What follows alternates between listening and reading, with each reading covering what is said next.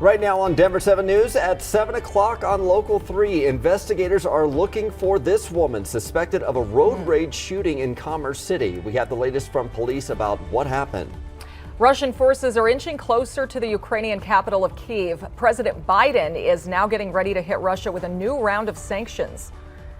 And batter up. Get ready for the sounds of baseball to return to Coors Field. The Major League player lockout is over, and the Rockies have their new opening day set. A great sign that spring is here, and another sign is that we spring forward this weekend. So don't forget, a lot of people used to look forward to that, but maybe not so much anymore. No, that's not the fun part of spring, but we are getting a warm up in the weather. Lisa Hidalgo is here with a look at the forecast for the weekend. It will be beautiful. Yeah, it's going to feel a lot more like spring come Saturday and Sunday. It's cold out there though this morning, so make sure you bundle up. You're walking out to clear skies.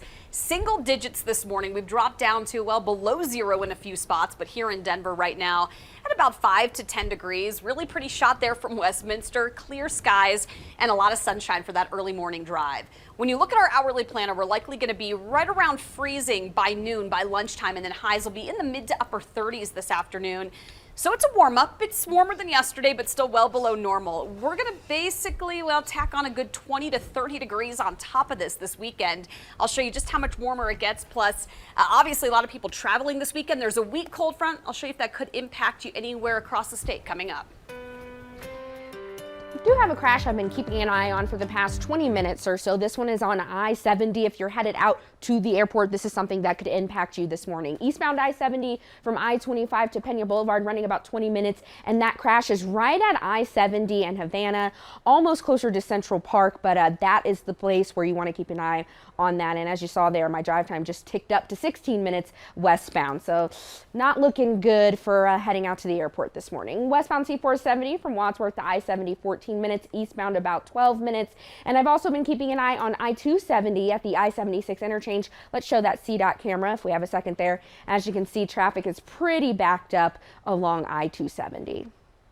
Thank you, Micah. Commerce City police need your help to find this woman wanted in a road rage shooting. Denver 7's Veronica Acosta joins us, and Veronica, investigators consider her armed and dangerous. They do, and take a look at this photo. Another chance for you to memorize that face. This is the woman Commerce City police say shot another woman in an alley. That was after a fit of road rage. 24-year-old Destiny Edwards. She also goes by Destiny Salazar. We're going to run you through exactly what happened here. Police say Edwards and another woman, they were involved in this road rage incident. The two ended in a car crash in an alley that was near 62nd Avenue and Kearney Street.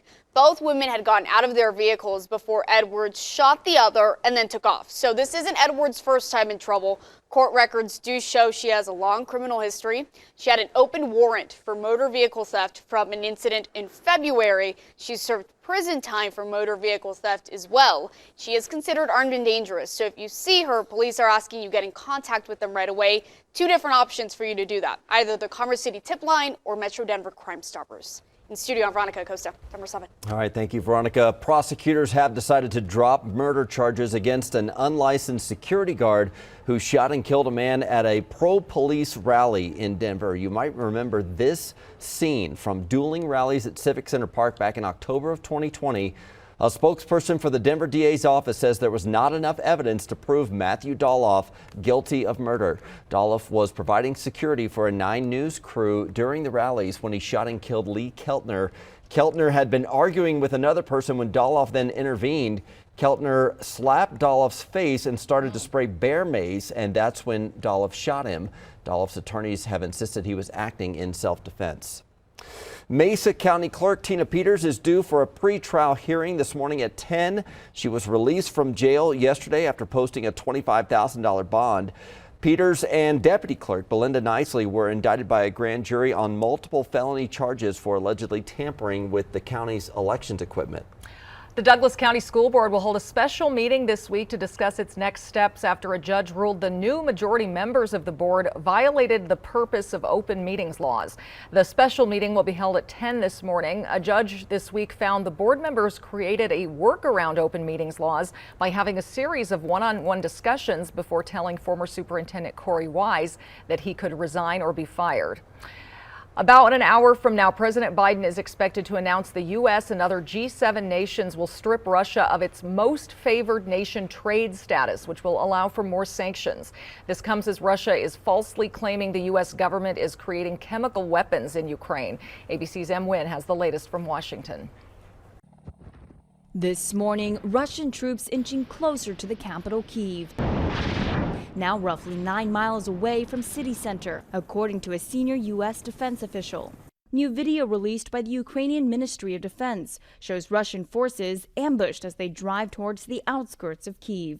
Ukrainians claiming 2 commanders were killed, though not yet verified. Thursday, around 60,000 civilians fled Ukraine through humanitarian corridors. But evacuation routes in Mariupol, where a maternity and children's hospital was recently bombed, remained blocked. Ukrainian President Zelensky accusing Russia of not allowing those civilians to be saved, saying they have a clear order to hold Mariupol hostage, to torture it. Already more than 2.3 million people have fled the country. In Poland, Vice President Harris embracing calls for an international war crimes investigation of Russia. We have been witnessing for weeks, and certainly just in the last 24 hours, atrocities of unimaginable proportion. President Biden set to deliver remarks today calling for the U.S., along with the G7 and European Union, to strip Russia of its most favored nation trading status, essentially ending normal trade relations and allowing the White House to increase tariffs on Russian goods. Ukraine will never be a victory for Putin.